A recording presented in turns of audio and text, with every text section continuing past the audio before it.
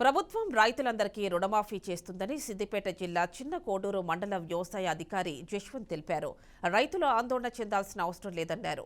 రైతులకు ప్రభుత్వం అండగా ఉంటుందని ఆయన భరోసా ఇచ్చారు. రుణమాఫీ కాని రైతుల నుంచి దరఖాస్తులు స్వీకరిస్తున్నట్లు వెల్లడించారు. రైతులు తప్పకుండా దరఖాస్తులు చేసుకోవాలని కోరారు. రుణమాఫీ అనేది చేస్తామని చెప్పడం జరిగింది.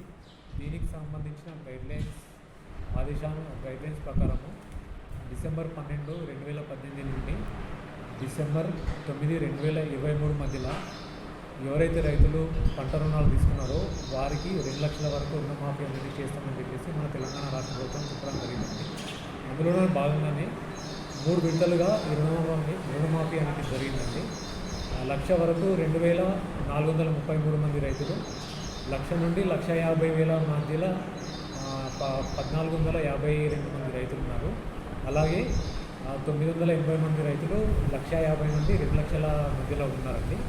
ఈ 10 రూపాయలకు 2 లక్షల నుండి 2 లక్షల కన్నా ఎక్కువ ఉన్న రైతుల సంఖ్య చాలా ఎక్కువనే ఉన్నది. సో వారు మా దగ్గరికి రుణమాఫీ అనేది జరగలేదని వాళ్ళు మమ్మల్ని అప్రోచ్ అనేది అవ్వడం జరుగుతుంది. వారి దగ్గర నుండి కూడా మేము గ్రీవెన్స్ తీసుకుంటున్నాము. అలాగే త్వరలోనే మాకు దీనికి సంబంధించి కూడా గైడ్లైన్స్ రావడం జరుగుతుంది.